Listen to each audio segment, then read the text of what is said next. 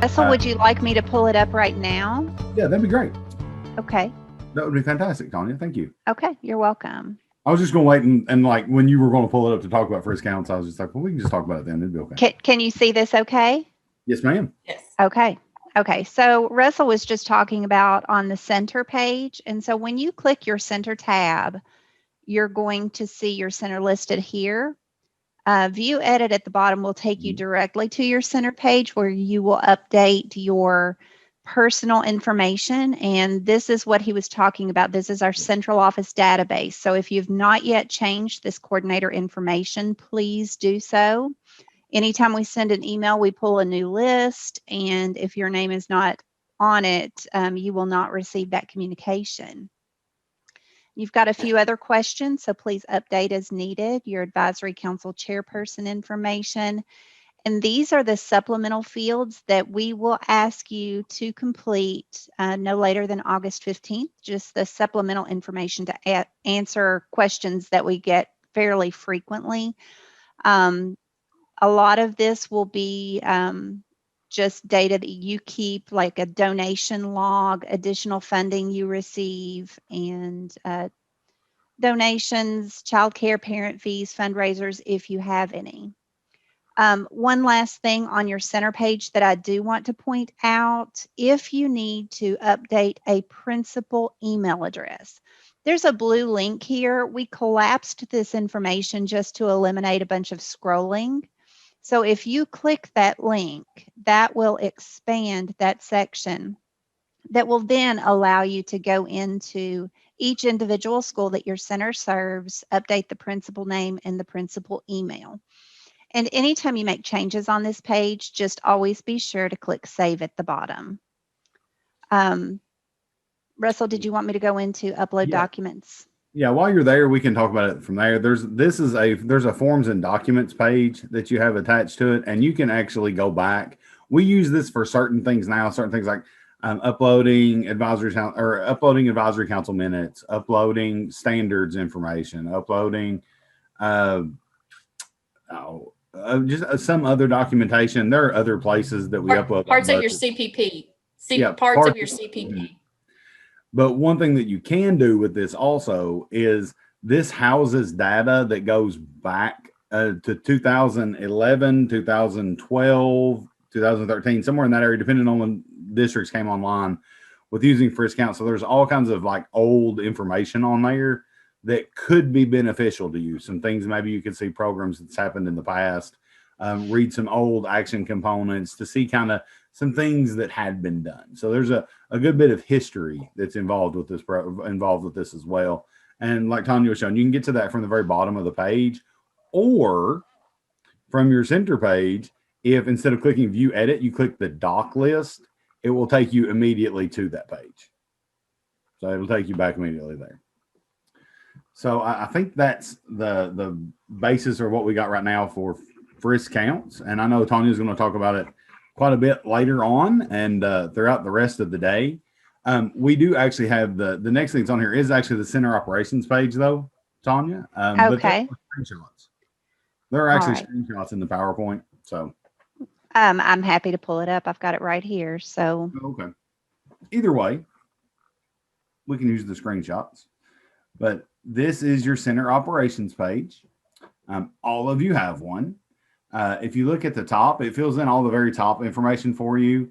The next four questions basically just describe your hours of operation, how your center operates, a description of where your center site is, like where it is located in your building. And this is not an appropriate description. Yeah, that description is not the. Tonya didn't fully flesh out the description too much. It's just some letters on this one. But that's okay. Yours will have actual information on there. And for most of you, some of this stuff probably won't change. Some of this stuff probably will not have changed at all for those first few questions. The third question, you need to talk about how you're going to cover. If you serve multiple schools, you need to talk about how that staff coverage looks. Like, are you at one place and you have an assistant at the other? Are you there Monday, Wednesday, Friday? Are you there half a day each day? Just however your district and your RPM have decided that your coverage needs to be, that's what we're going to go. That's what we go with here. And then that last question is describing kind of how you're involved in the school, how your center has been integrated into the different things that happen throughout the school. You honestly may not know that right now. That may be something that you have to look at, and it may change as time goes on. Previous coordinator had something, maybe that's not exactly the role that you're filling in right now. Maybe you've got to build relationships and you're not exactly to that point, but we'll get there. But that's something that changes, that we can change as it goes along. And then also you need to change your name at the bottom. You need to make sure that you go in and put in your own name and put in your email address and all those things again, so that we can have it on record and have everything down for who everybody is in the center. And also, if you have staff, you will need to change them as well. You'll need to put them in as well. You need to make sure their name and hours that they work per week and the number of days and things that they work. That applies for your staff. Also, if you're lucky enough to have an assistant or a secretary or whatever staff may be, that does also include if you came into a center that has an AmeriCorps worker. If you want to document them as well, them there as well. And again, like Teresa said just a minute ago, if you refer to pages 72 through 74 in the Administrator's Guidebook, those some of those forms, we're going to look at some other required documentation that we ask you to do. So, Teresa?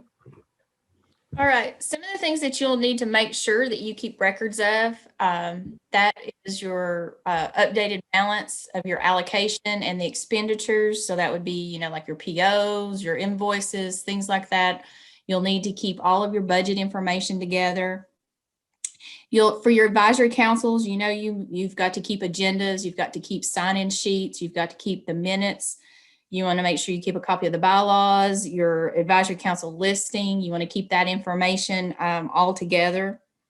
You'll want to make sure that you have all of your needs assessment tools, surveys, parent, staff, student surveys, plus all that other data that you'll be collecting in order to do a needs assessment. Things like your KIP survey results or census data, just multiple different types of data. You want to keep all of that stuff together because those are the types of things that you'll use in order to determine your needs for your center so that you can determine programming. You want to make sure that you keep an inventory list. You need to keep those items that you've used allocation money to purchase, or things that have big ticket items that maybe have been donated, like desks and chairs that you use, that sort of thing. So inventory, we look at anything that's the non-perishables. We don't necessarily want you to count every pair of underwear you have or every pencil you've got in your center, but those big ticket items are computers, desks, chairs, cabinetry, things like that. We want to make sure that we have record of those. You want to have some type of documentation of donations, whether it be goods, monetary donations, or things that maybe you write outside grants and you bring other supplemental funds into the center. So those records and documentation need to be kept as well. Teresa, may I say something about the inventory list? Your previous coordinators submitted the inventory list with their CPP. So if you have not yet seen a copy of your inventory, you can always go back to your center page and they would have uploaded that to the upload section that I just showed you. Yeah. And some of you all have, your districts require that you do an inventory list that you turn in at the end of the year, just like teachers do when they're on their closing day activities.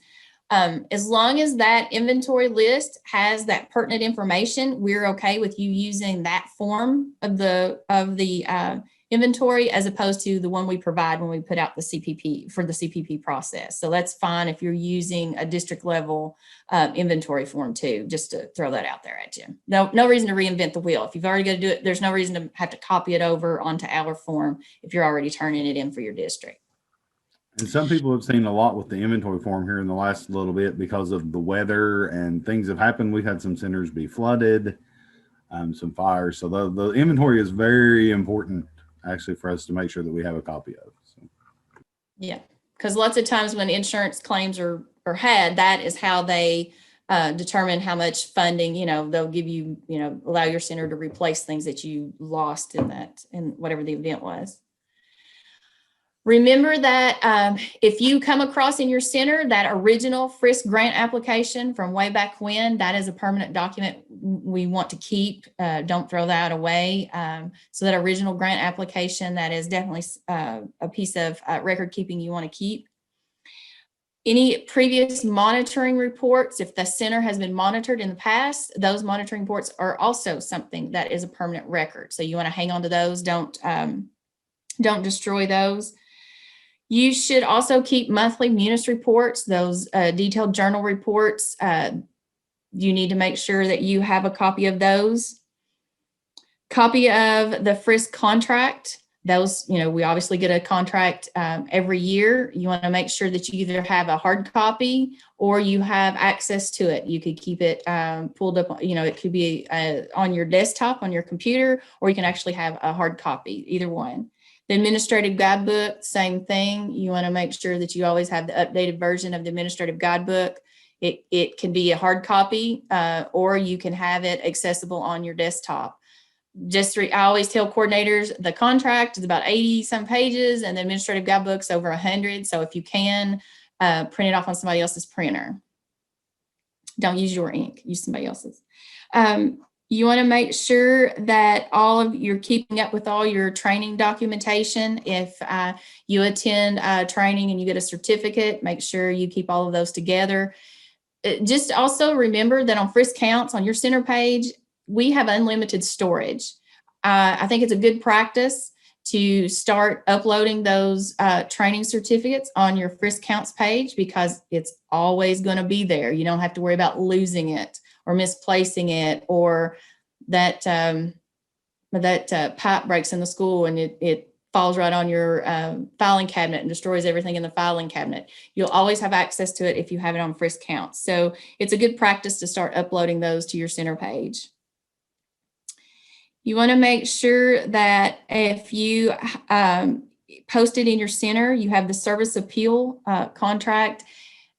It's basically if somebody has issue with your center and they go through the actual process of filing a complaint, so to speak. So you want to make sure that you have that information posted in your center. It's got your RPM's telephone name and telephone number on it so that they can contact the RPM to complain.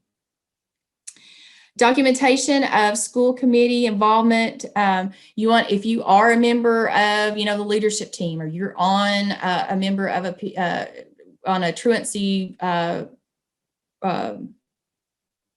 truancy diversion or anything like that, any type of group or committee that you're a part of, you want to make sure you keep those minutes, you keep those agendas, you keep, information that you receive during those meetings. You want to keep that all together.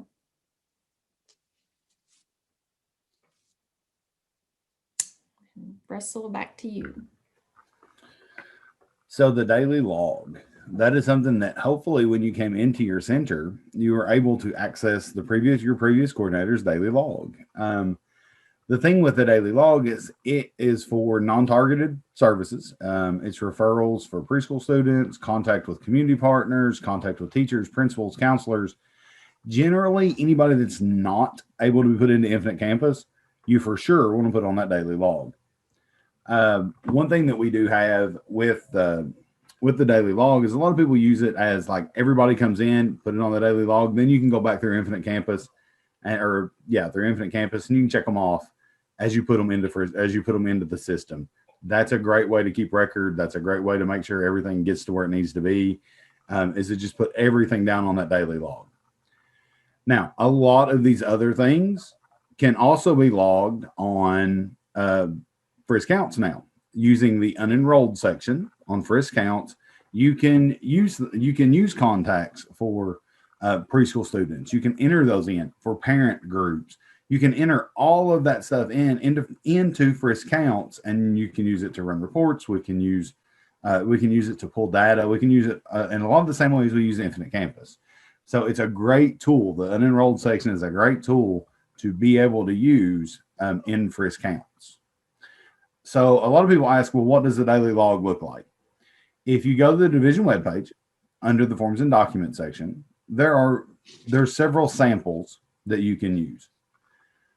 My advice for a daily log is use what is comfortable for you. It doesn't have to be anything specific. It's what makes sense to you. What I generally tell new coordinators is if it makes sense to you and you can explain it to tell me how you do it, I'm okay with it. Whether that be simply having a spiral bound notebook that you write everything down in, that is fine. Whether it's a form you create on Excel or you just have check boxes, that is fine. However it makes sense to you and you're able to explain the information to someone else that comes in from the outside, everything will work as far as keeping things on that daily log. The important thing is that we keep it and we document it. However that looks will work. Some other suggested documentation, flyers and brochures. Those could be flyers and brochures that you have for your center. They could be flyers for programming and activities that you're doing. They could be community flyers, things that you've referred your families to, that you've encouraged parents to attend, or you've encouraged students to participate in. Activities and program documentation.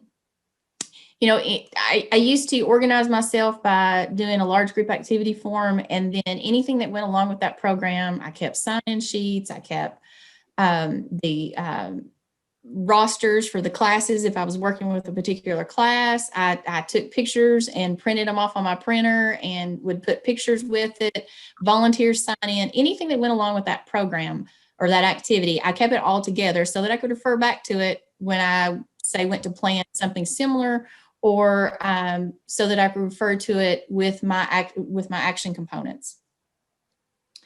You want to make sure as an employee of your school district that you keep a copy of your timesheets. That maybe, you know, you never know when there's a question come up about, did you work all 240 days and when did you take days off? Was that a sick day? Was that a vacation day or whatever, or non-working day? So you want to make sure you keep a copy of your timesheets. You want to make sure that you keep a copy of your travel vouchers, so that travel vouchers are part of your, you know, budgetary documentation, but you yourself personally might want to keep up with that. You want to keep up with, you know, your personnel contract that you sign with your school districts. You want to make sure you maintain that for your own personal records.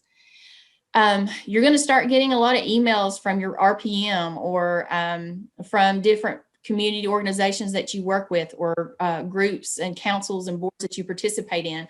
I highly recommend that on your email, you create several folders so that you can, you know, create a training folder. And anytime you get an email from Melissa Newton or from Greg, then you put that email in that training folder and, you know, organize your emails, because you will get hundreds of emails a day if you're not already getting them. The longer you work, the more people's listserv you get on, and the more emails you get a day. So highly recommend that you, if you're keeping those important emails, organize your email and use folders and so forth for that. I already mentioned the employment contract. You know, you are a district personnel, you know, you're a district employee, so you want to make sure you have that personnel handbook, you know, all the information that you need that require district level. It's always important, if you attend these councils and boards that you become a part of, as a way of reaching out to your community and getting integrated into your community, make sure you keep those meeting agendas, keep those minutes from those meetings. Lots of times you'll get some good information as you attend them. You may get somebody's business card, or you may get somebody's a directory and those sorts of things. So make sure you hang on to those. Those are other types of records that you can also keep.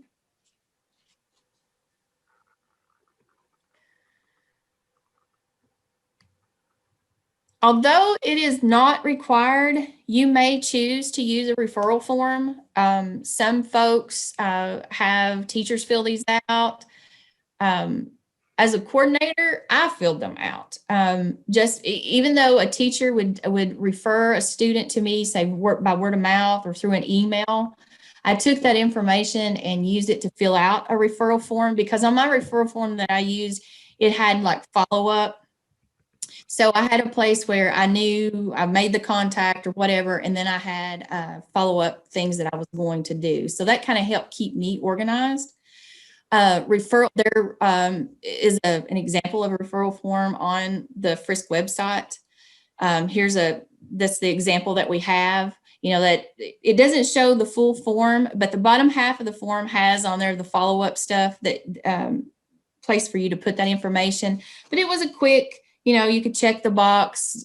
Was I with this child about attendance, homework, mentoring? It kind of broke it down in some of the component areas. So this was just an easy way to check some boxes, and then I had record of what my follow-up was. But like we said, it's not required, but it's a good practice to have, and it may be beneficial to you and help keep you organized. All right, some highly recommended documentation, some ideas that some other coordinators have given us through the years, coordinators and district contacts. One thing you should find in your stuff, in your book, there should be some handouts of did you know reports. Just things that we can say, hey, did you know that we are doing this? This is what we've done this month. This is what we've done this year. They're great to give to your district contact, to advisory councils, to principals, to SBDM. They're great things to just have to give on hand. You can even give them to community partners. Just something to give, something to have, so that you can hand out to people that says, this is what we're doing. Some district contacts have been using did you know type reports for the board, for the local boards of education. So it's something that they can take and put like in the board packet, so that all board members receive information of the great things that the Frist is doing. Just some great things that you guys are going to be doing, and work that we know that you guys are going to always be able to do. Having at the beginning of the year, it's a great idea to meet with like your SPDM or with even like a PTO, or to give your district contact like a yearly, like a calendar of events, a schedule of things that are going to happen throughout the year. And it also helps us to plan, to have that year-to-date calendar, that big year-long calendar, so that we can see where things are, so that you don't try to schedule too many things at one time. So you don't try to double book yourself in a week. It's great to see the year in a big picture before we try to break it down into smaller things. So that may be something also handy to hand out to other people. And as Teresa said earlier, on Friday, on the last day, on Friday, there will be a big session from Betty and Barbara about how do you keep track of everything, how to organize this massive chaos that you have walked into. Because most centers, I'll just be honest with you, most centers sometimes look like a massive chaos. That's what they look like. But everybody has their own method of the way they organize things. And just because your previous coordinator, it looked like a tornado went through, they may have knew exactly where everything was in that room. That's okay. But that may not be your system. Make it work for you. But again, whole session talking about exactly how those things will happen in your center, and ways that you can correct those.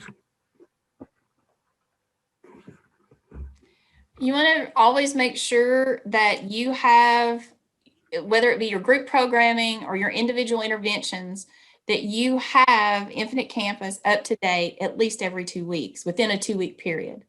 We don't want to put it off or think, well, I'll wait till that first good snow day, or I'll wait till there's nobody in the building, or I'll do that once a month, or I'll do that every quarter. You want to make sure that you're entering stuff into Infinite Campus within a 2-week period. Okay.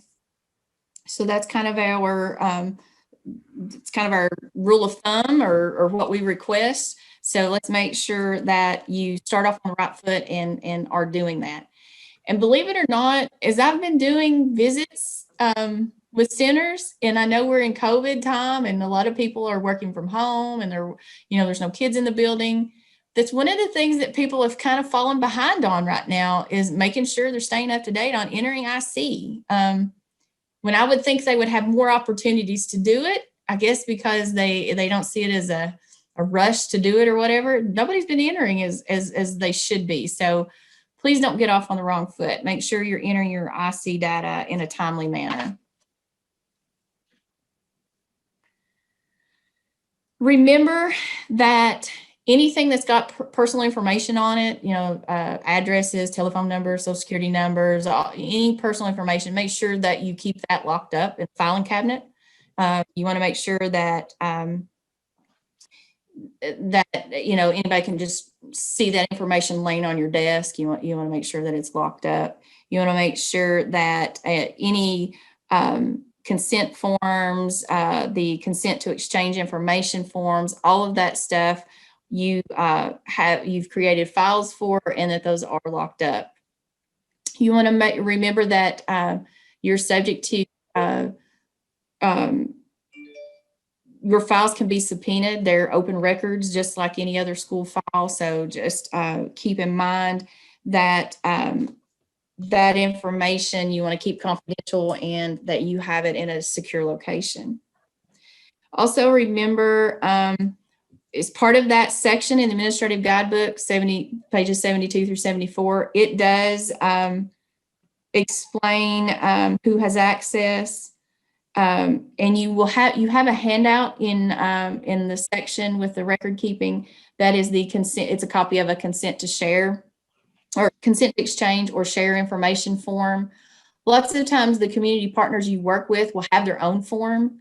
But if you were to need one, there's a good example, and you'll find it in one of your handouts. It's handout, should be handout number 7. I didn't get my material, so I'm not for certain if that's really it. I'll just tell you. A lot of people will ask the question, how long do I need to retain records? You know, how long do I keep this stuff? I've moved into a new office and I've got these filing cabinets full of stuff and I don't know what to throw away or what to keep.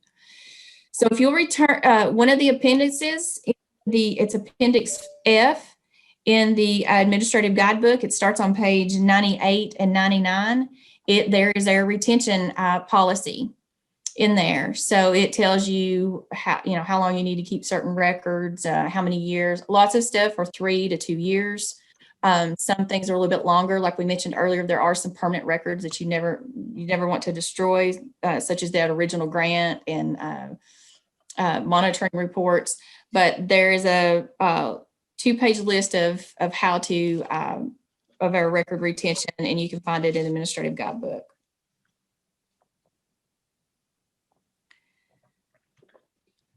Monitoring, we just want to mention monitoring briefly because monitoring will not happen until you have worked a full school year. You would never be selected for monitoring within the first year that you're hired.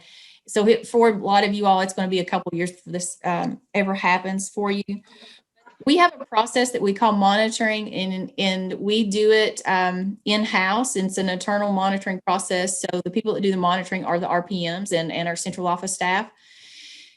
People are randomly selected. We do 4 centers a region every year. They are randomly selected for monitoring. Currently, it's a virtual process, but normally it would take place one day.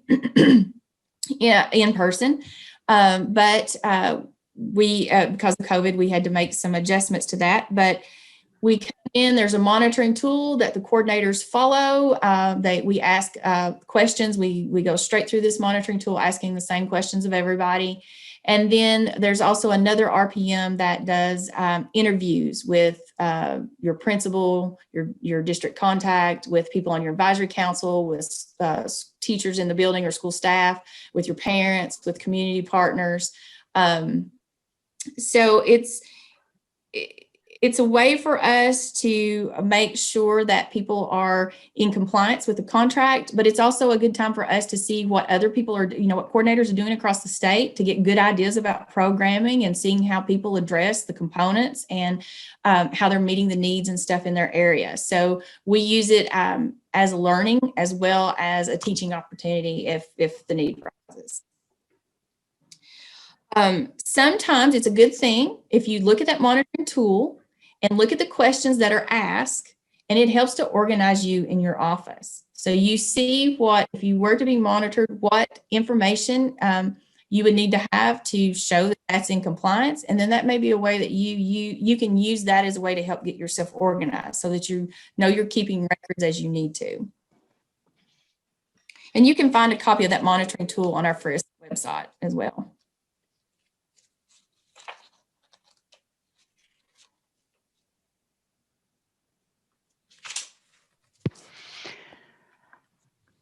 Okay, so Russell or Teresa, if you don't have anything else to share, it looks like we have just a very few minutes to talk about just a Frist Counts overview.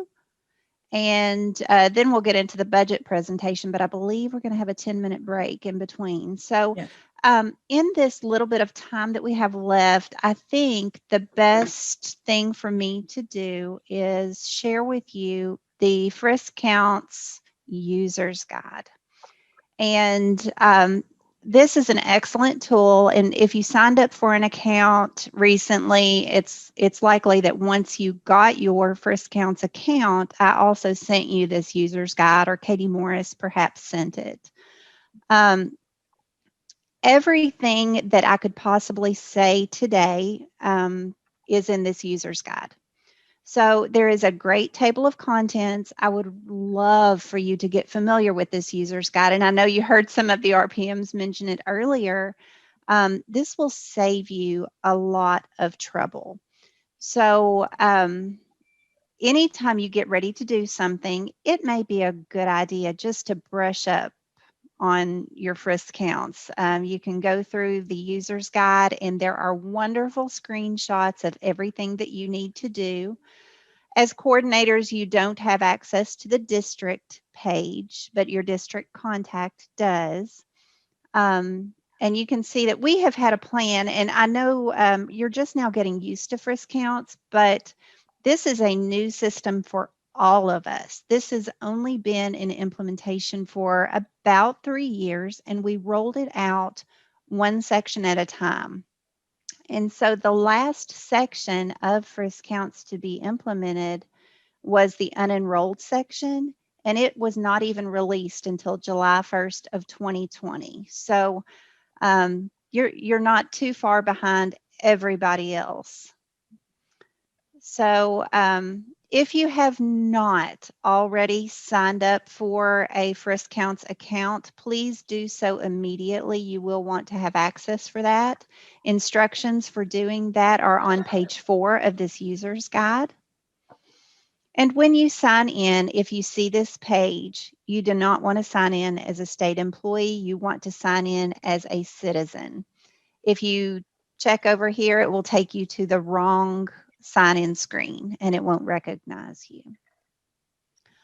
Also very helpful are the password reset screens, and you will be required to change your password about every 45 days.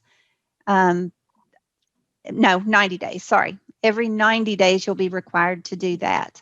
There's a link to do that and some instructions. If you forget your security questions, you can always email the COG help desk at ky.gov.